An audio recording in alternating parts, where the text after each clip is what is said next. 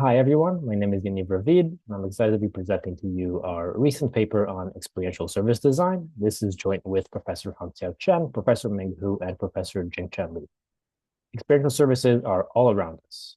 We have more and more ways to consume news and other media.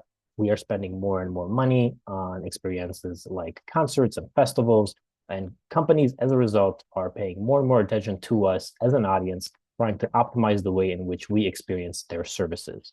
However, from a research point of view, experiential services are still not as heavily looked at as other traditional services are. In this paper, we take the role of these experiential service providers and try to understand what is the best way to design our services in order to give audiences the most pleasant experience possible. We do this by formulating a theoretical framework for the service design problem, where we take the role of these service providers who are facing an audience that has to undergo an upcoming experience. The audience is characterized by many things, such as their initial expectations for the experience.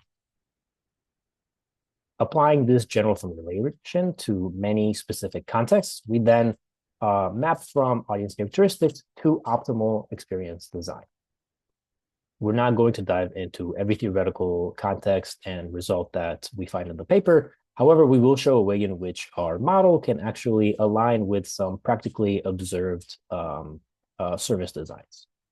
For this instance, we're going to take the role of a streaming service that has to release a season of a TV show.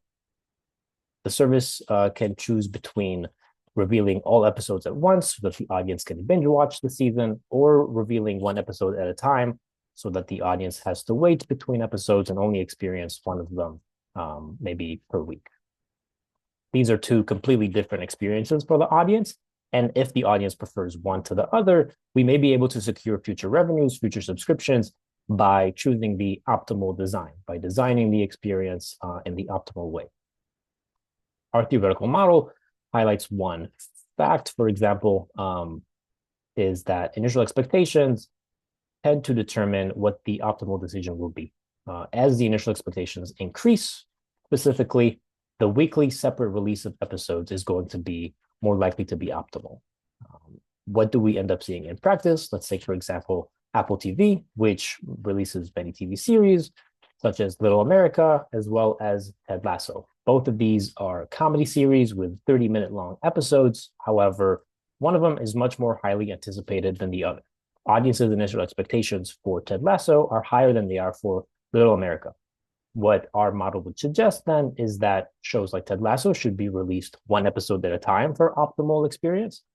However, shows like Little America could be optimally experienced by binge watching.